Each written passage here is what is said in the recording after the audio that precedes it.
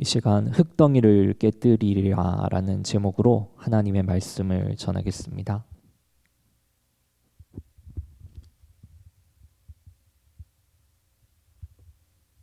여러분은 혹시 어떤 성에 살고 계신가요? 제가 이 질문을 드리면 목사님 저는 성이 아니라 집구석에 살고 있습니다 라고 이렇게 대답하시는 분이 있을지도 모르겠습니다. 제가 여러분들과 나누고 싶은 성은 그런 여러분이 생각하시는 궁궐과 같이 호화로운 성이 아닙니다.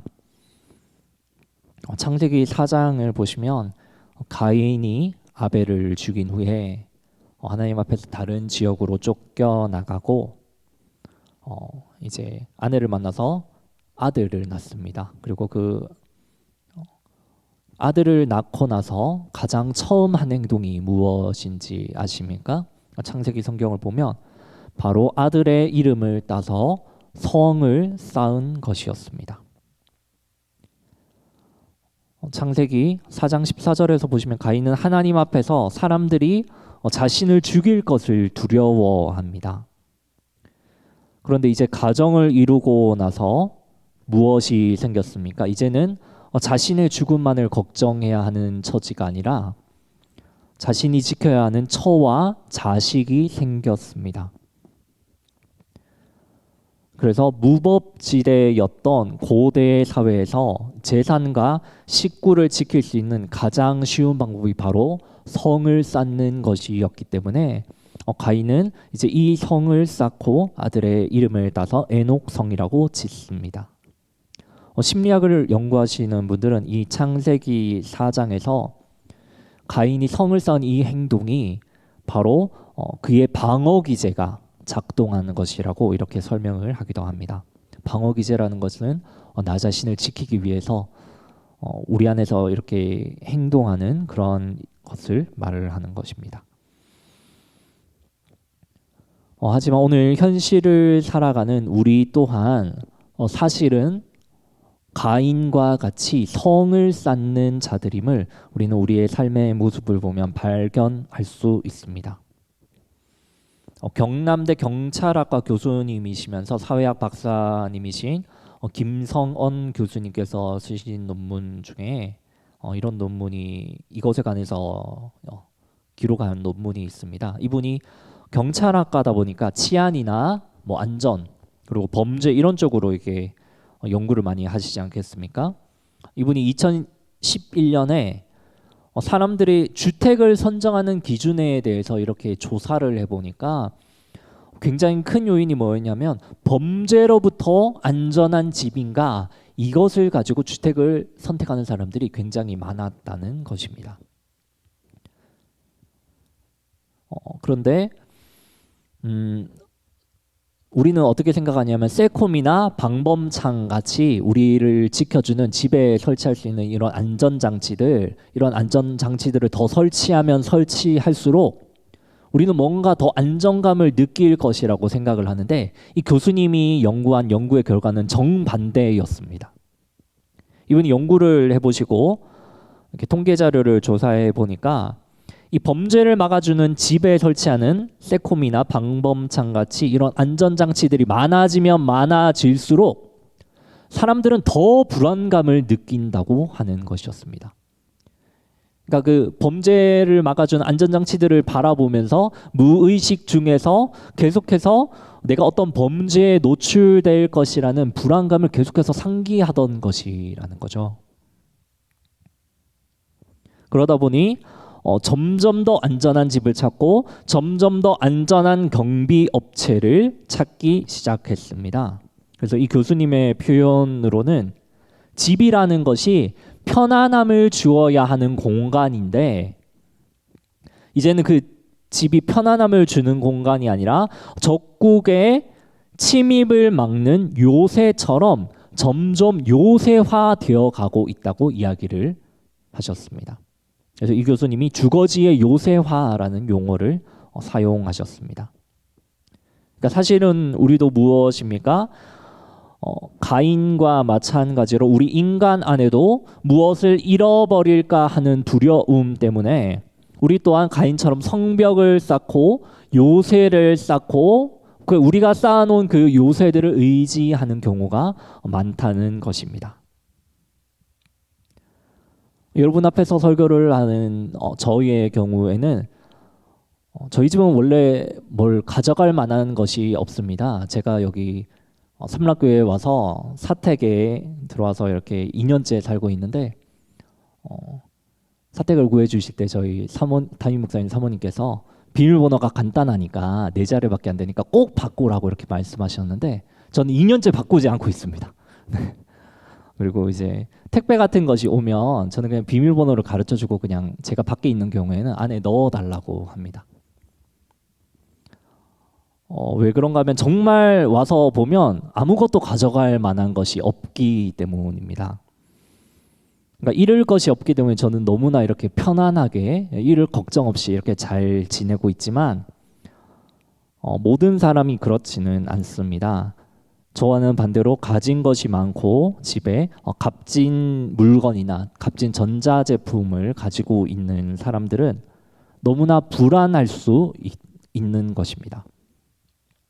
그래서 오늘날 집이라는 것은 무엇입니까? 휴식과 안락함을 주는 집이 아니라 외부의 험악한 사람들을 막아주는 주택을 사람들이 점점 더 선호하기 시작하더라는 것이죠. 그것이 나의 소유를 지켜줄 수 있는 방법이라고 생각하는 것이었습니다. 오늘 본문 가운데 나오는 호세아 성경에서 묘사되는 이스라엘도 마찬가지였습니다. 14절을 보시면 어떻게 기록이 되어 있습니까?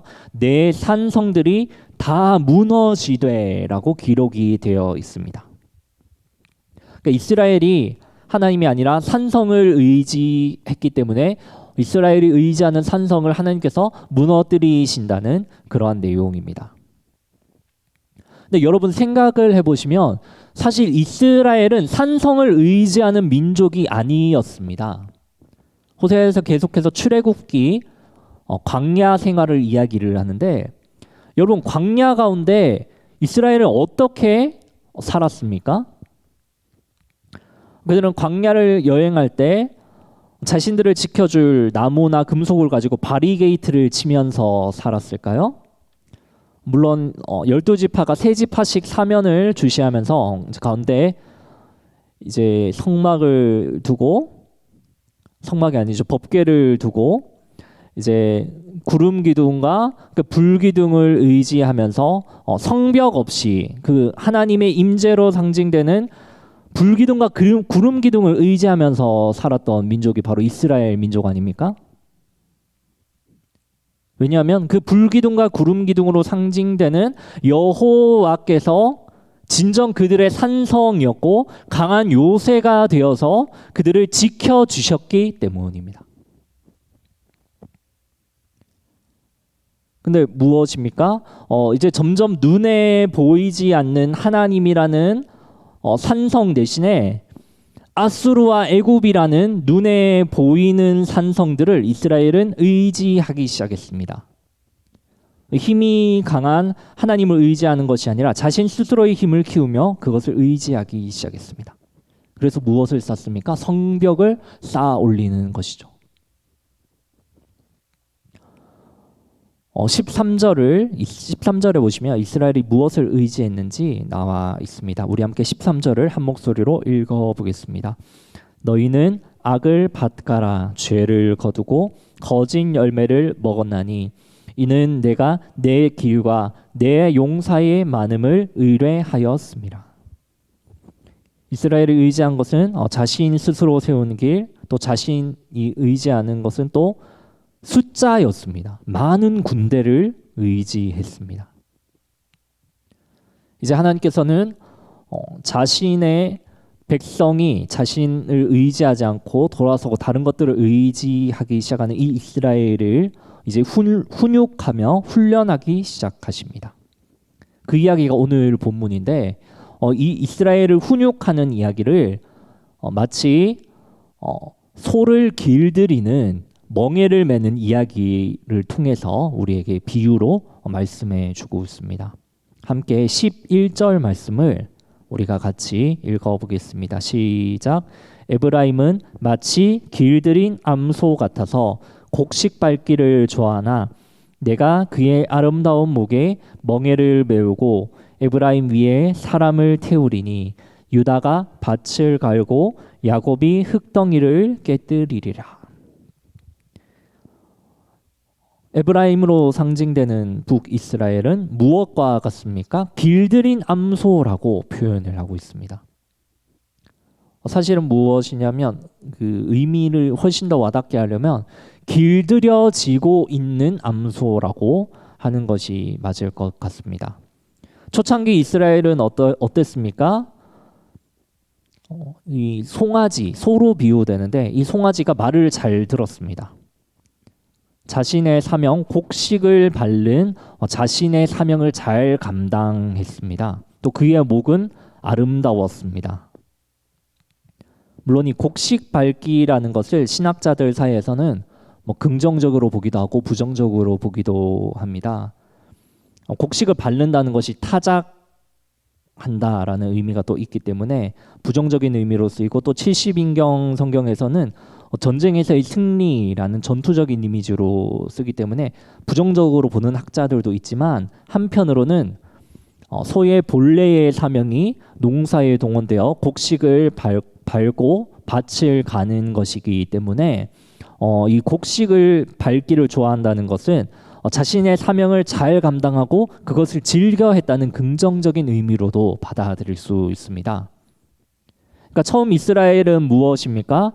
하나님을 기뻐하고 그분과의 첫사랑을 누리고 우리는 하나님의 민족입니다. 하나님을 섬기겠습니다 하면서 언약에서 맹세를 한 민족이 이스라엘입니다. 그러니까 자신의 소명을 잘 감당했었죠. 처음에는. 하지만 현재의 이스라엘은 어떻습니까? 데이비드 허버드라는 학자의 표현인데요. 처음 이스라엘이 받았던 소명과 지금 현재 이스라엘이 행하고 있는 현실과의 그 차이가, 그 괴리가 이 학자는 너무나 크다고 말을 합니다. 그러니까 처음에는 말을 잘 듣고 우리가 하나님만을 섬기겠습니다 하면서 언약도 맺고 했었는데 이제는 후반부로 갈수록 이제 다른 것들을 의지하기 시작하는 것이죠. 저희가 11절에 보면 그의 아름다운 목에 멍에를 메운다고 소에게 이렇게 멍에를 씌우는 이야기가 나옵니다. 원래 율법에 보면 곡식 떠는 소의 입에 망을 씌우지 말라는 구절 때문에 원래 이제 소들을 통해서 이렇게 곡식을 떨고 이렇게 타작을 진행할 때는 농부들은 비교적 자유롭게 소를 편하게 해주고 또 이제 입에 물린 것이 없기 때문에 비교적 이렇게 이삭 같은 것도 주워 먹으면서 그렇게 타작을 진행을 했습니다. 그런데 뭡니까? 이제는 이 소가 자꾸 고집을 부리는 것입니다. 곡식 떠는 것을 바울은 나중에 이제 자신의 소명에 충실하는 것으로 말을 하면서 이것을 소에게 하신 말씀이 아니라 교회에게 적용을 합니다. 그러니까 우리도 그날을 바라보면서 소망하면서 이 일들을 잘 감당하자 이런 문맥으로 말을 하는데요. 이 호세아 성경에서도 마찬가지입니다. 여호와의 신부면서 그분의 백성인 이스라엘이 자신의 사명을 잘 감당하지 못하니까 오늘 주인인 하나님께서 어떻게 하십니까? 멍에를 씌우게 됩니다. 이것이 오늘 우리에게 적용될 수 있는 말씀인 거죠. 하나님께서 우리에게 각자에게 주신 그 사명들이 있을 것입니다. 그것을 호세아는 곡식을 떠는 것으로 표현을 합니다. 여러분 곡식을 잘 떨고 계십니까? 이삭을 잘 이렇게 까부르고 계십니까? 오늘 나에게 주어진 그 하나님의 그 뜻 가운데 잘 순종하고 계십니까? 이스라엘은 그 하나님의 뜻을 순종하지 않았기 때문에 하나님께서 멍에를 매게 하셨습니다. 우리도 마찬가지로 멍에를 하나님께서 지우시기 전에 잘 해야 하지 않을까요? 하나님은 이제 이 말을 듣지 않는 이 송아지를 길들이시기로 마음을 먹습니다. 그래서 이제 어떻게 하십니까? 11절 후반부를 보면 이렇게 기록이 되어 있습니다. 에브라임 위에 사람을 태우고 유다가 밭을 갈고 야곱이 흙덩이를 깨뜨리리라. 그래서 에브라임과 유다와 야곱이 나오는데 이제 뒤에 나오는 동사들 그 표현들은 전부 농사에 관련된 표현들입니다. 사람을 태우고 밭을 갈고 흙덩이를 깨뜨린다라고 이렇게 말씀하십니다. 왜 이렇게 농사를 하는 단어들을 통해서 오늘 호세아 성경은 우리에게 이렇게 말을 하고 있을까요? 이 밭 간다는 표현이 등장을 하는데 호세아 성경에서 이 밭이라는 것은 우리의 인간의 굳어진 마음, 죄악된 마음을 의미하는 것이 바로 이 밭이라는 단어입니다. 13절을 보시면 이스라엘이 밭에서 키운 것이 무엇이었습니까? 너희는 악을 밭가라 죄를 거두고 거짓 열매를 먹었다고 기록을 합니다. 그러니까 밭 갈고 거두고 먹은 것이 이제 앞에 나온 이제 11절에 나온 동사들과 매칭이 됐는데요. 이스라엘이 실제로 갈아서 밭을 갈고 거두고 먹은 것은 무엇이냐면 악을 밭 갈고 죄를 거두고 거짓 열매를 먹었습니다. 근데 하나님은 이제 그런 것을 너희가 밭 갈고 먹는 것이 아니라 이제 어떻게 말씀을 하십니까? 12절에 그것이 나와 있습니다. 너희가 자기를 위하여 공의를 심고 인애를 거두라. 너희의 묵은 땅을 기경하라. 지금이 곧 여호와를 찾을 때이니 마침내 여호와께서 오사 공의를 비처럼 너희에게 내리시리라. 너희는 지금까지 악을 심고 너희의 마음 가운데 죄를 거두었는데 이제는 그것들을 심고 거두는 것이 아니라 너희의 마음 가운데 공의를 심고 인애를 꽃피우고 그 인애를 거두라는 것입니다. 원문에는 인애를 거두라 대신 인애의 입술을 거두라고 표현을 하고 있습니다. 그러니까 하나님의 백성이 우리의 마음밭 안에 진정으로 꽃피워야 하는 것은 우리의 죄악된 마음과 죄악된 행실들이 아니라 바로 하나님의 성품인 공의와 인애였던 것입니다. 하지만 우리는 우리가 살아가는 이 환경 가운데서 우리의 삶의 자리 가운데서 이 공의와 인애를 꽃피우는 것이 너무나 힘겹고 버겁게 느껴질 수 있습니다. 여러분 우리의 가정을 살펴볼 때 우리의 가정 가운데는 인애가 더 많을까요? 아니면 분노가 더 많을까요? 우리의 삶을 돌아볼 때 제가 저 자신을 보면 저는 좀 공의의 측면이 훨씬 더 좀 강했던 것 같습니다. 제가 제 이제 신대원 동기들을 만나고 하면 이제 굉장히 또 따뜻한 목사님들이 있는 반면에 저는 굉장히 그 사람이 불쌍하긴 하지만 이건 잘못했네 이렇게 이야기를 하거든요. 굉장히 공의의 측면이 강했는지 친구들이 저에게 이제 진 목사는 굉장히 원칙주의자야 이렇게 이야기를 하곤 합니다. 제가 이제 결혼을 이제 앞두고 있는데 예비 신부하고도 이제 결혼을 준비하다 보니까 참 많은 일을 가지고 결정을 하다 보니까 의견이 달라서 이렇게 다투는 경우가 생깁니다. 일단 보통 그렇게 커플이 다투거나 결혼하신 분들이 다투면 어떻게 합니까? 보통은 이렇게 좀 다툼을 가지고 미안해 내가 잘못했어 이러고 사과를 하지 않습니까? 어느 한쪽이. 근데 저는 어떻게 하냐면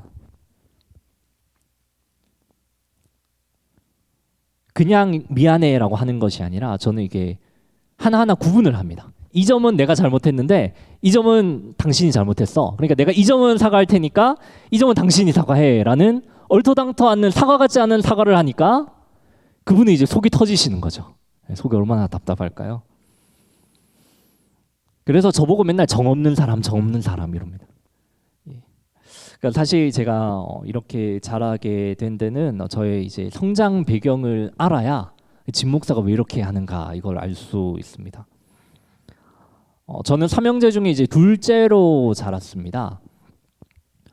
제 키가 한 172쯤 되는데요. 저희 형님과 제 동생도 저보다 키가 큽니다. 둘 다 182가 넘는 걸로 제가 알고 있습니다.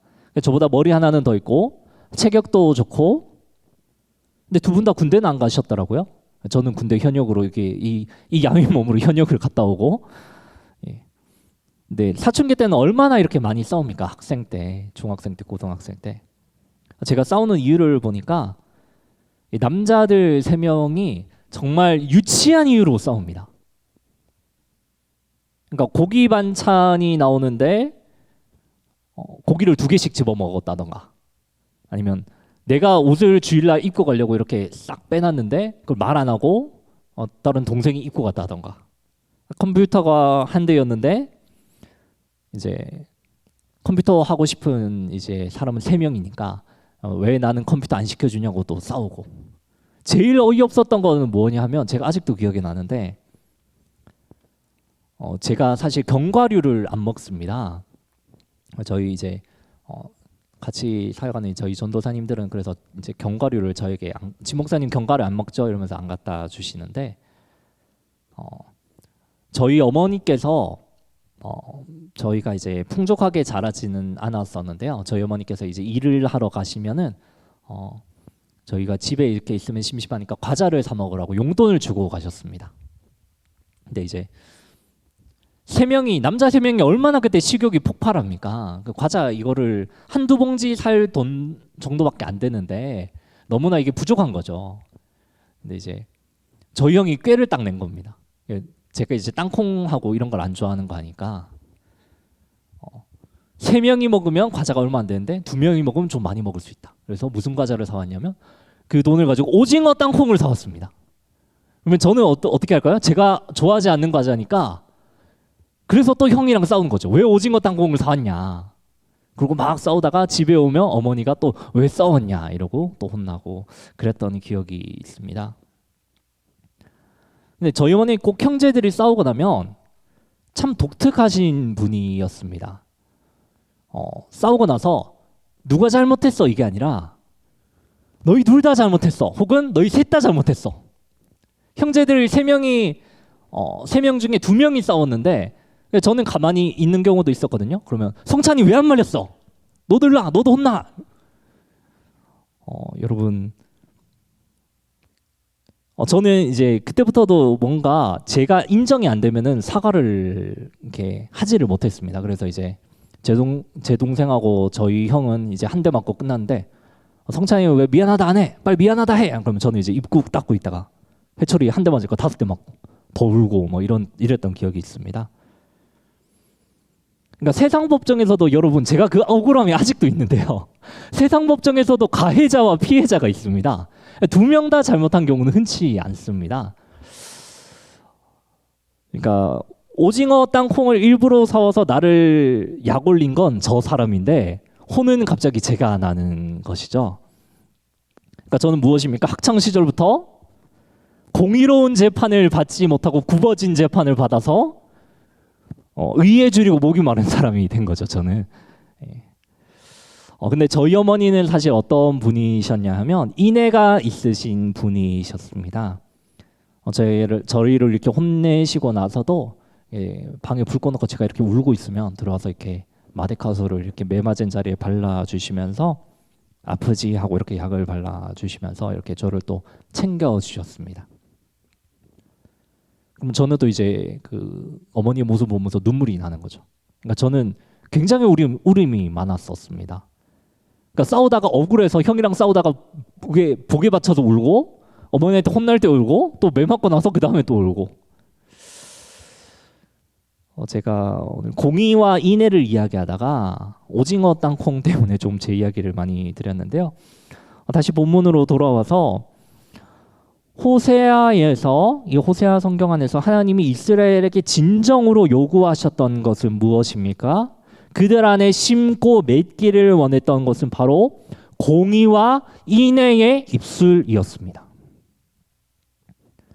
그들의 죄악된 마음 가운데 죄를 심고 악을 거두고 거짓된 행실들을 거두고 먹던 그들의 마음밭에 진정으로 심겨져야 했던 것은 사실 공의와 인애입니다. 근데 우리는 살면서 어떻습니까? 공의와 인애라는 것을 정말 지키면서 이것을 가지고 살아가는 것이 너무나 힘든 경우가 있습니다. 왜 그렇습니까? 호세아 성경도 말하고 있지만 우리 인간의 본성 자체가, 우리의 마음 밭 자체가 원래 이 밭이 공의와 인애를 거두는 밭이 아니고 원래는 죄악을 심고 죄악을 거두던 죄악의 생산지였기 때문입니다. 그러니까 원래 거두던 것들을 안 거두고 새로 이제 거두고 마음을 밭을 새롭게 하고 갈아엎고 이런 과정들을 해야 하니까 너무나 힘든 것이죠.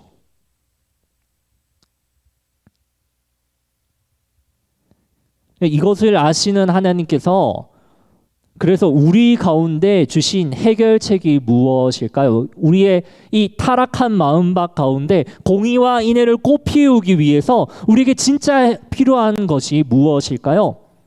그것은 바로 12절에 나와 있는데 바로 죄악으로 가득 찬 이 밭을 갈아엎는 것입니다. 우리 함께 12절을 큰 목소리로 한번 함께 읽어보겠습니다. 너희가 자기를 위하여 공의를 심고 인애를 거두라. 너희의 묵은 땅을 기경하라. 지금이 곧 여호와를 찾을 때이니 마침내 여호와께서 오사 공의를 비처럼 너희에게 내리시리라. 애초부터 타락한 마음밭을 공의와 인애를 꽃피우게 하려면 우리 어떻게 해야 합니까? 이 밭을 갈아엎어야 합니다.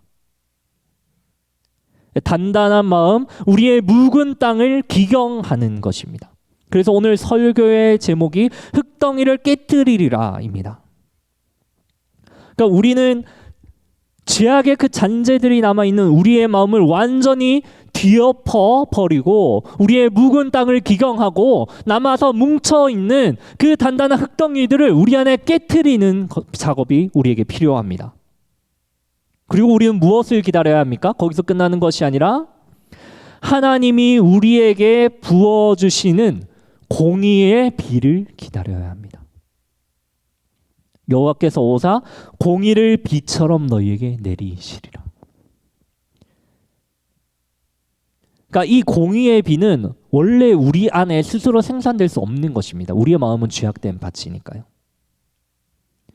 그러니까 하나님이 외부로부터 우리 가운데 비처럼 그 공의를 내려주시기를 우리는 기다려야 합니다. 언제까지요? 한글 성경에는 없는데 원문에는 여호와를 찾으라 다음에 그가 오실 때까지라는 히브리어 단어가 기록이 되어 있습니다. 그러니까 하나님을 찾는 것을 언제까지 합니까? 그 공의의 비를 언제까지 우리는 기다려야 합니까? 그가 오실 때까지. 금방 안 오시면 어떡할까요? 금방 그 비가 안 내리면 어떡할까요? 하나님의 비가 임함을 기대하면서 계속해서 하나님을 찾고 계속해서 우리는 우리의 마음밭을 정돈하며 갈아엎으며 있어야 하는 것이죠. 물론 이 과정들이 너무나 힘이 듭니다. 애초부터 죄악밖에 없는 우리의 마음밭에 없는 그 공의의 비를 막기 위해서 나 자신을 갈아엎는 이 과정이 절대 쉬운 과정은 아닙니다. 이 밭을 갈아엎지 않으면 오히려 편할지도 모릅니다. 내가 의지하고 싶은 것들 의지하고 나의 욕심을 그대로 따라가고 나의 죄악들을 굳이 회개하지 않고 그 달콤한 죄악들 가운데 그냥 우리 인생을 방치시켜 놓는 길도 있습니다.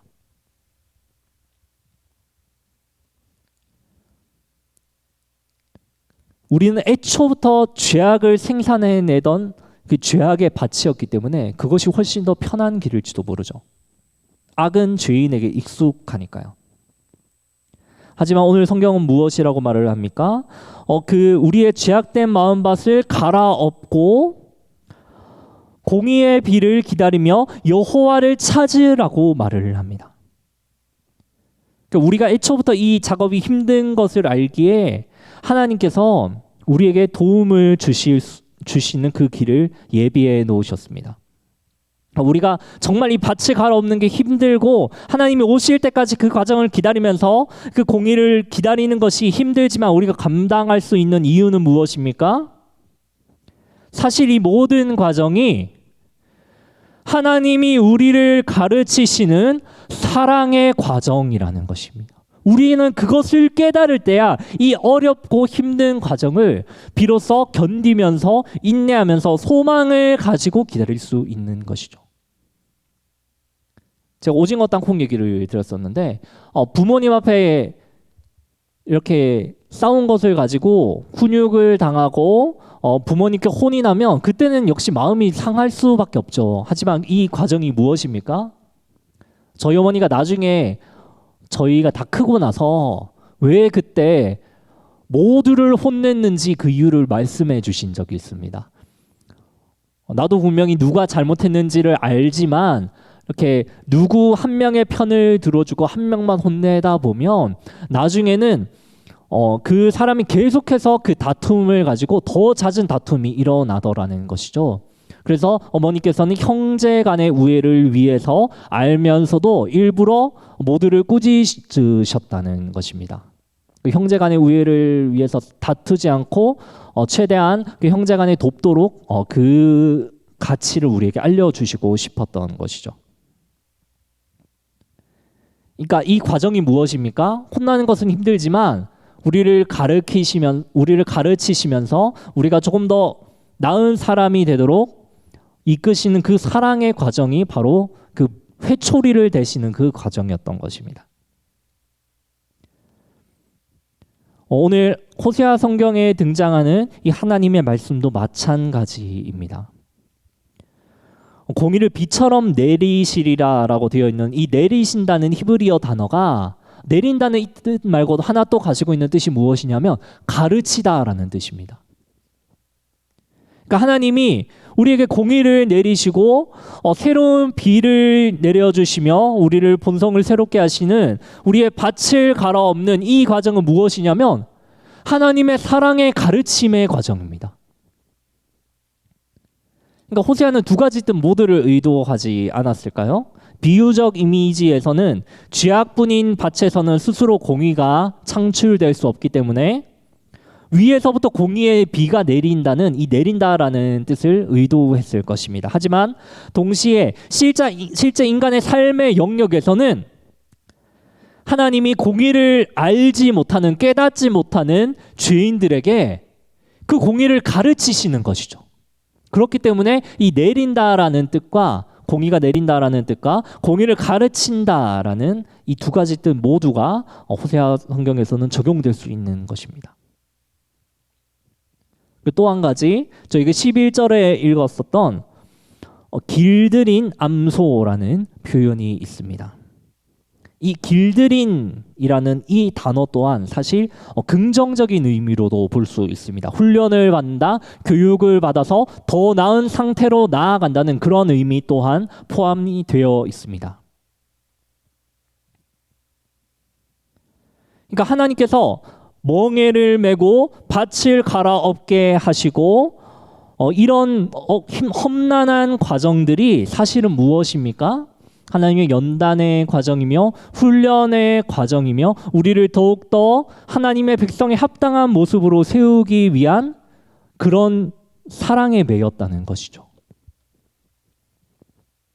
저는 어머니께 혼나고 회초리를 맞을 때마다 이게 이 표현이 적당할지 모르겠는데요.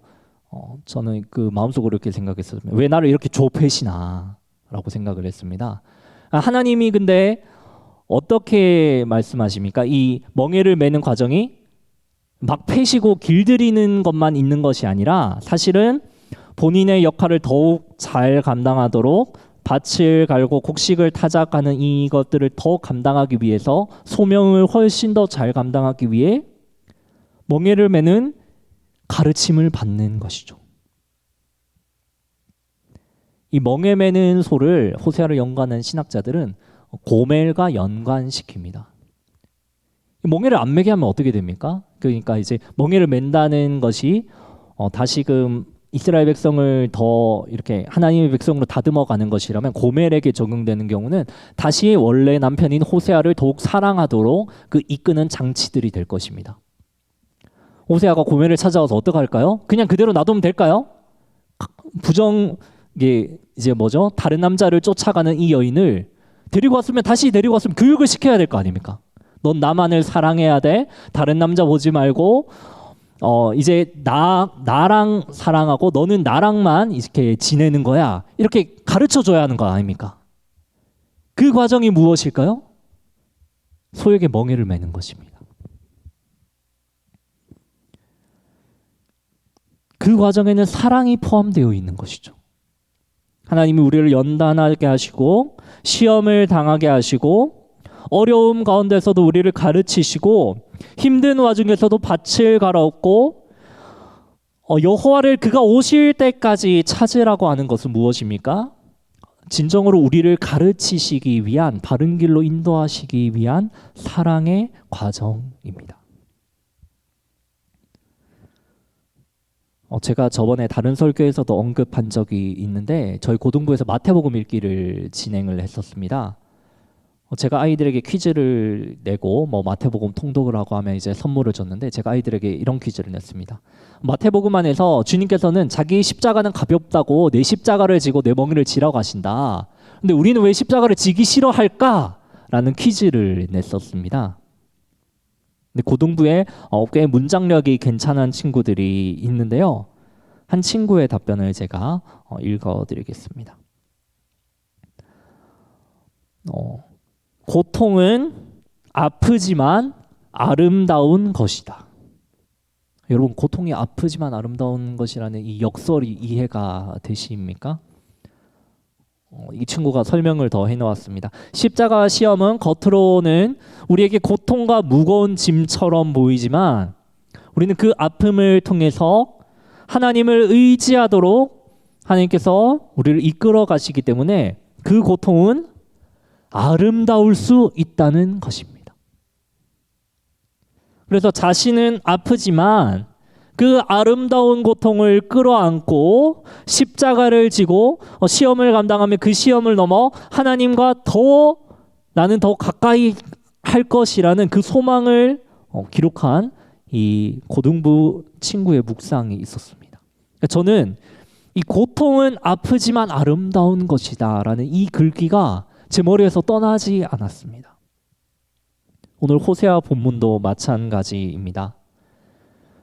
밭을 갈고 기존에 하던 것들 버리고 익숙하지 않은 공의와 인애를 우리의 삶에 채우는 것이 너무나 힘들게 우리는 느껴질 때가 있습니다. 하지만 우리에게 소망이 있는 부분은 무엇입니까? 우리가 힘들지만 우리의 마음밭의 굳은 부분을 부수어내고 멍에를 메고 하나님의 공의가 우리 위에 내리기를 소망하면서 여호와를 찾는 노력을 쉬지 않을 수 있는 이유는 이것은 즐거운 동행 과정이기 때문입니다. 이것은 고통스럽지만 아름다운 과정이기 때문입니다. 이것은 하나님의 성품을 닮아가는 배움의 현장이기 때문입니다. 그래서 우리는 고통스럽지만 아름다운 고통을 감내하면서 우리의 마음밭을 새롭게 일구면서 죄악된 모습을 깨트리면서 하나님과 더욱 가까이 동행하며 살아갈 수 있는 것 아닐까요? 이 모든 과정이 길들인 암소라고 되어 있는데 사실은 길들여지는 것이고 하나님 앞에 더 가까이 나아가는 과정이기 때문에 우리는 이 과정들을 견딜 수 있는 것입니다. 설교를 마치기 전에 이 길들여진다는 것에 관해서 여러분 많이 아시는 이야기겠지만 어린 왕자에 나오는 부분을 나누고 오늘 설교를 마치려고 합니다. 어린 왕자가 자신이 살던 행성에서 이제 떠나올 때에 자신이 키우던 장미가 있는데 그 장미가 이제 토라져서 이제 삐지고 이런 것들을 이해를 못하면서 이렇게 다른 행성으로 옵니다. 그 장미는 자기가 세상에서 유일한 장미라고 했는데 어린 왕자가 다른 행성에 가보니까 사막에 가니까 장미밭이 있는 겁니다. 자기가 유일한 장미라고 하더니만 여기 장미가 이렇게 많잖아. 장미는 그 장미는 거짓말쟁이야 이러면서 어린 왕자가 이야기를 합니다. 그러다가 이제 여우를 만나죠. 여우를 만나서 같이 놀자고 하지만 여우가 거절을 합니다. 싫어. 난 길들여지지 않았지. 넌 단지 지구에 있는 수많은 어린 아이와 같은 한 소년일 뿐이야. 나도 이 사막에 사는 수많은 여우 중에 하나일 뿐이야. 거절을 합니다. 그런데 내가 너와 놀 수 있는 방법이 딱 한 가지 있어. 그 무엇이냐면 바로 길들여지는 것이야. 길들여지는 게 무엇이냐면 여우가 이제 이때부터 설명을 합니다. 태양이 가슴속에 가득 찬 느낌이면서 4시부터 만난다면, 여기서 이제 여러분들 아시는 그 대사가 나오죠. 4시부터 만나면 1시부터 3시까지는 기쁨과 설렘이 가득하겠지만 3시가 되면 나는 네 생각을 하게 되니까 걱정을 하게 될 거야. 그것이 무엇이냐면 길들여지는 것이야. 여우는 이제 그래서 어린 왕자에게 말을 합니다. 매일 똑같은 장소 똑같은 시간에 나와서 조금씩 나에게 다가오면 나는 길들여질 거야. 어린 왕자가 말한 대로 왕자는 여우를 길들인 후에 다시 길을 떠나려고 합니다. 그때 여우가 말을 합니다. 네가 떠나면 난 울어버릴지도 몰라. 그래도 난 가야 해. 그러면 가기 전에 어린 왕자, 장미 정원에 다시 한 번 더 가보면 좋겠어. 왕자가 그 장미 정원으로 다시 한번 가서 그 많은 장미들을 다시 한번 봅니다. 그리고 그때 깨달은 거죠. 길들여지는 것이 무엇인지. 어린 왕자가 말을 합니다. 이 장미는 내 장미와 같지 않아. 여기 있는 모든 장미를 다 합친다 해도 내 장미가 될 수 없어. 이 장미는 나의 장미와 절대 같을 수가 없어. 왜냐하면 난 이 장미들에게 물을 주지 않았기 때문이고, 난 이 장미들을 보살피지 않았기 때문이고, 나는 나의 장미에는 그 장미가 아무런 이야기하지 않을 때도, 불평할 때도 항상 나의 장미 곁에 난 있었기 때문이야. 길들여진다는 것이 여러분 무엇일까요? 어린 왕자를 통해서 생덱쥐페리가 길들여짐에 관해서 무엇을 말하고 싶은 것일까요? 길들여진다는 것은 다른 장미와 다른 수많은 여우가 있지만 그것들과는 다르게 그 한 장미, 그 한 여우가 나와는 특별한 관계가 된다는 것을 의미합니다. 그래서 나한테 아무리 많은 장미와 아무리 많은 여우가 있어도 나와 길들여진, 나와 특별한 관계가 된 그 여우와 그 장미가 없으면 나는 아무런 의미가 없는 것이죠. 하나님과 우리의 관계에서도 마찬가지입니다.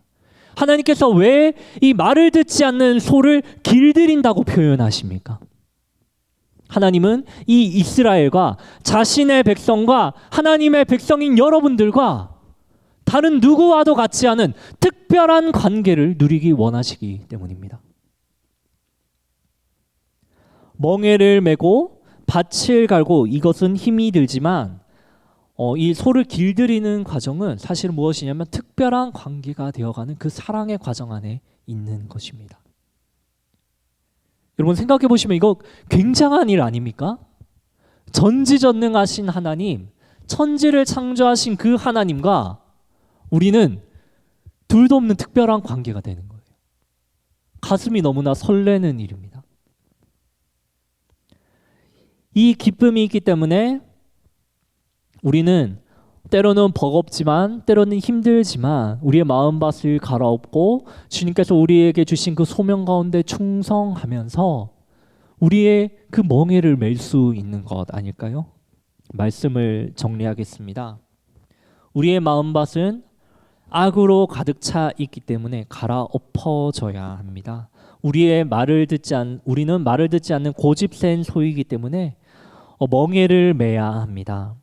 하지만 그 과정들이 어렵고 힘이 들지만 그 과정은 사실 하나님께서 우리를 가르쳐 가시는 사랑의 과정입니다. 동행의 과정이며 길들여짐의 과정입니다. 너무나 고통스러울 수 있지만 그 고통의 기쁨을 알아서 하나님과 특별한 관계로 들어가시고 하나님이 내려주시는 공의의 비로 우리 마음을 채우며 살아가시는 저와 여러분들 되시기를 소망합니다. 우리 함께 들은 말씀을 놓고 하며 함께 나아가겠습니다.